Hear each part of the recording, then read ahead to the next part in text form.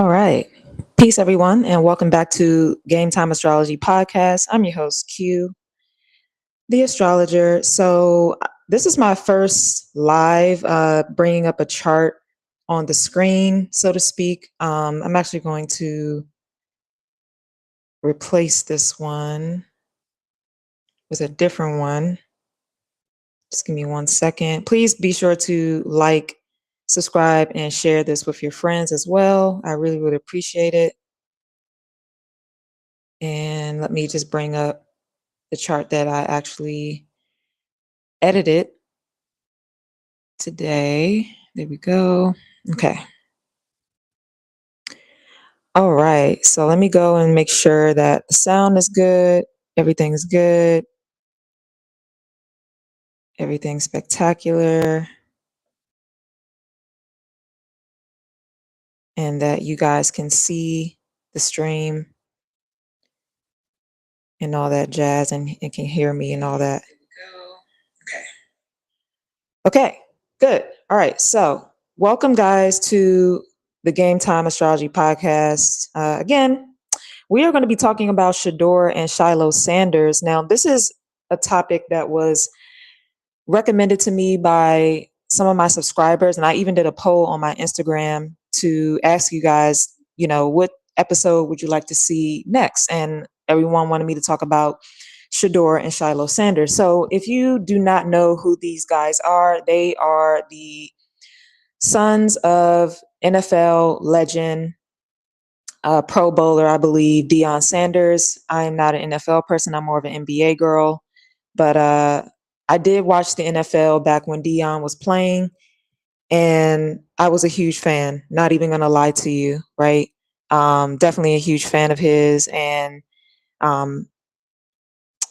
yeah, so basically, Shilo is the eldest brother, and Shedeur is the youngest one out of the two. And so I'm first going to do a reading on Shedeur Sanders, and then I'm going to transfer over and do a reading for Shilo. And the thing is, too, right, I'm going to just look at their natal chart. I did not find their correct birth time. I couldn't find it on the internet because they're relatively brand new. Like they just got drafted into the NFL. Well, Shilo didn't, but Shedeur did. So I'm only going to focus on the placements, the transits of their natal chart as well. So the transits and key interpretations. I'm not going to focus on their astrocartography because I don't know their correct birth time. And so I'm not going to be able to give you guys an accurate reading on the astrocartography level if I don't have their correct birth time. So I'm not even going to touch it. I mean, I would like to, but I don't have the accurate birth times here. So when I don't know the birth time, what I do is I'll use 12 noon. Okay, so let's go ahead and start with Shedeur Sanders. Now I have right here on the screen is his birth chart. He was born in Tyler, Texas. He was born on February the 7th of 2002. And here are some of the things that I noticed about him right off the bat is that he is an Aquarius, and so is Shilo. And so for those of you who don't know, we are currently dealing with Pluto in the sign of Aquarius as a collective, which means that Pluto was in Capricorn previous to now for the last like 18 years. It started in about 20 years or so. It started in 2008. And then, it went into Pluto ingress into Aquarius last year, right? So basically, the first things that I really noticed about this was the fact that with transit Pluto in Aquarius in a conjunction to his natal Neptune and Mercury. Okay, that's the first thing I noticed. So you'll see here on the chart, guys, if you look at the Aquarius symbol, which is in the first house here, again, I'm using 12 noon, and you'll see Mercury in the 12th house. So you'll see 1, that's where Aquarius is, and then 12th house, that's where Mercury is. Again, take this with a grain of salt. I do not know his correct birth time, so this may not be where his planets actually are house-wise, okay? But it is true that he does have Mercury in Capricorn, Neptune in Aquarius, Sun in Aquarius, et cetera, right? So if Pluto retrograded on May the 4th, 2025 at 3 degrees, this would mean that Pluto in Aquarius is in a conjunction to his Neptune in Aquarius and also his Mercury in Capricorn. So what does this all mean? So basically, with Pluto in Aquarius in a conjunction to the natal Neptune and Mercury, Pluto is all about power struggles and transformation and like a death and rebirth process. Like Pluto is never going to give you what you necessarily want. It's going to give you what you need. And Pluto demands authenticity. Pluto demands authenticity. Okay. Now, if you don't show up authentic, then Pluto is going to knock down the structures and knock down your ego a little bit, or knock down whatever the case may be, until you find that authenticity in yourself and you take control and power within self through self-awareness. You have to be completely self-aware when you're dealing with any Pluto transit. And what I mean by Pluto transit is I'm talking about when the collective Pluto, which is Pluto in Aquarius right now, when it is, in a disharmonious aspect to one of your natal planets. You need to be authentic in your natal planet. Okay. So in his case, he has Pluto in Aquarius in a conjunction to Mercury. And so Mercury deals with what? Our communication, our mindset, inflow and outflow of information. It also rules vehicles. Okay. It rules education. So we heard things in the media about Shedeur, right? On ESPN, where he went and he talked to certain teams in the NFL before the draft, and they did not like him. He came off very cocky. He came off rude. These are the things that I've heard, and I'm sure that you guys heard that as well. And again, his communication came off to these scouts in this manner, right? And isn't it interesting that Pluto in Aquarius is in a conjunction to his Mercury in Capricorn, which to me speaks of him not being, I want to say authentic in his communication, him thinking that he has to be this person or hold this type of persona. And then he had this really intense communication style that people were turned off by. NFL scouts were turned off by, just completely, just period. Okay. And then with this transit with Pluto and Aquarius conjunct the natal Neptune and Mercury, this is a rude awakening. This is a rude awakening for him, where he is realizing that the NFL doesn't see him the way that he sees himself. There's a, like I keep saying, y'all, there's a bit of inauthenticity there. And hey, listen, Pluto, like transit Pluto conjunctions, they are not easy. So I'm not trying to say that if he was feeling authentic and communicating authentic, it would be easy. No, it's still not going to be easy. Not going to be super easy, but it will take off some of the sting and some of the intensity and stress of how he communicates. It's kind of like this, like how he communicated to people in the NFL, those scouts and stuff like that. Like I said, I don't follow the NFL like that. I follow the NBA, WNBA, but like what I've heard, watching the ESPN clips and stuff like that, and just, watching some of the creators on YouTube that do sports commentation. What I heard is that he turned these people off. He turned off people by his communication style. Like he's a cocky little kid. He's a rich man's son, yada, yada, yada. And this is why, because transit Pluto in Aquarius is conjunct his natal Mercury. Okay.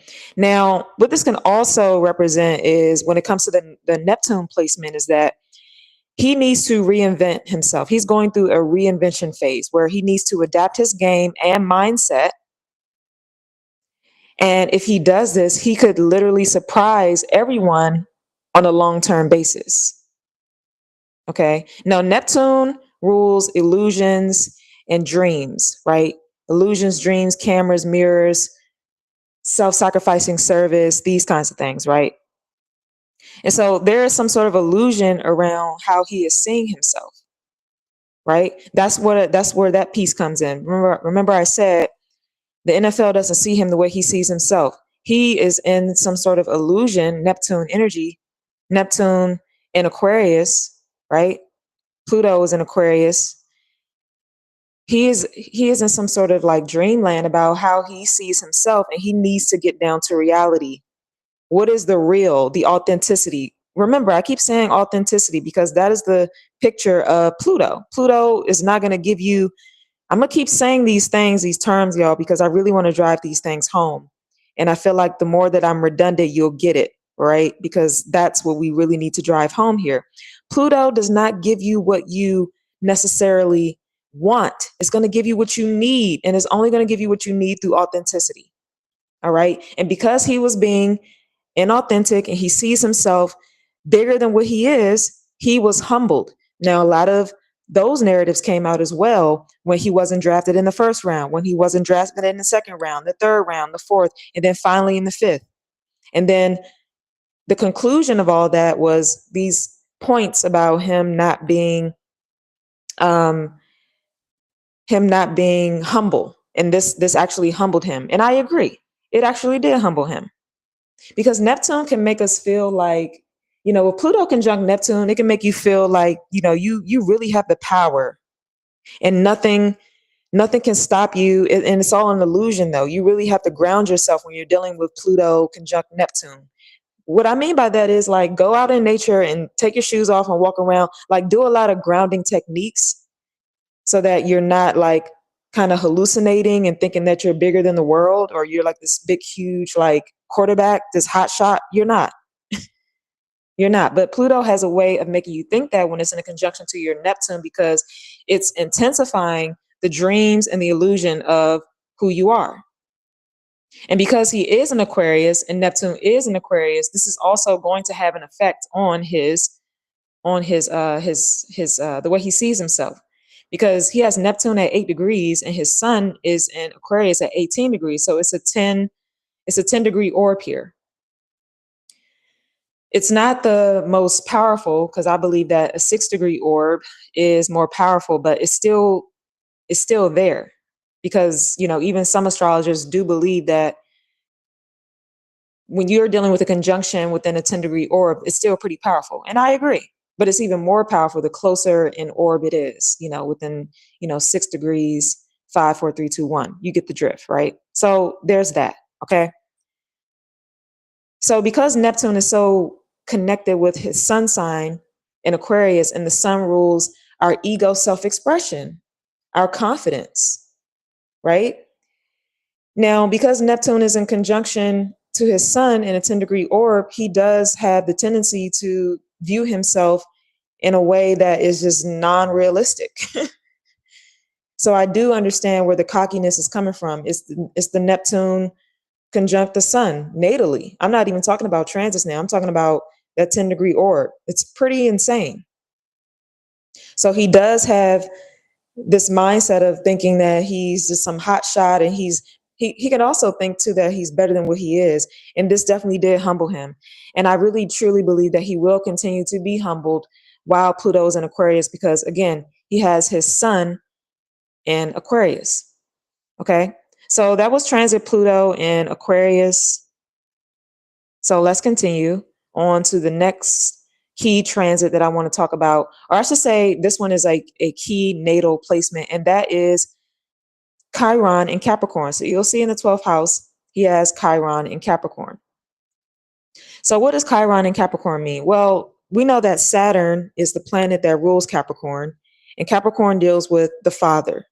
It symbolizes being wise, structured, responsible, and Saturn also rules time, right?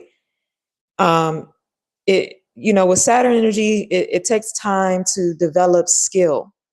Now with Chiron and Capricorn, this would suggest insecurities around authority and long-term success, and also around the father. Remember, Deion Sanders is his father. Deion Sanders was an amazing NFL player, and he's an amazing coach in Colorado on the Division I level, right? So these kids born around this time frame with Chiron and Capricorn, I mean, he's very similar to Bronny James. Bronny James has the same exact Chiron placement.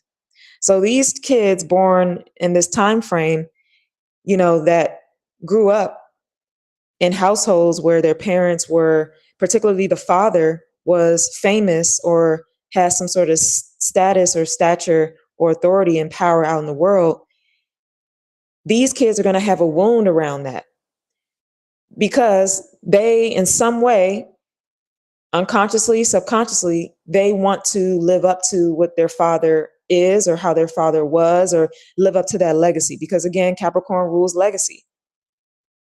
Capricorn is the legacy, the work that you do, the social status, who you are out in the public, right? But it takes time to build legacy, right? Which is why Saturn rules time. It takes time to build legacy. It takes dedication. It takes structure. It takes being wise. It takes responsibility. It takes discipline. It takes focus. And with these people, such as Shedeur, with Chiron and Capricorn, they're triggered by that fact that they can't take shortcuts. They have to actually work a lot harder. When you have Chiron and Capricorn, you feel like you have to work a lot harder than anyone else to get any sort of validation, to get any sort of external praise. Because what's manifesting in Shedeur with this placement, Chiron and Capricorn, is doubts, external doubts about his ability to thrive in a rigid, high pressure system like the NFL. So he's going to face these hurdles, these obstacles, right? And not feeling like he's going to measure up to what his dad was, or, he has to carry out the legacy. And why is it not happening? Like I said, Chiron rules our triggers. I don't like to use the word wounded healer because it sounds so cliche to me and it doesn't resonate. It's triggers. So if it's in Capricorn, Chiron, I'm triggered by my career. How is my career going? Why doesn't anyone think that I'm important, or see me as someone who is strong and of authority? Why doesn't anyone see me like this? Why? Right? So there's that. I feel for him. Now let's move on to the next key transit and interpretation. So we have transit Saturn in Pisces, which I'm going to bring up now, a different chart, which is going to be his transits. Okay, so give me 1 second while I pull that up. I am really loving Restream right now. Like, this is great. This is excellent. Okay, let's see. Let's delete that one. I have too many windows open up now. Okay, sweet. So let's add, see if it'll let me add something. 1 second, guys. Giving me a little bit of issues. Okay, here we go. All right, 1 second here. Now let's pull up the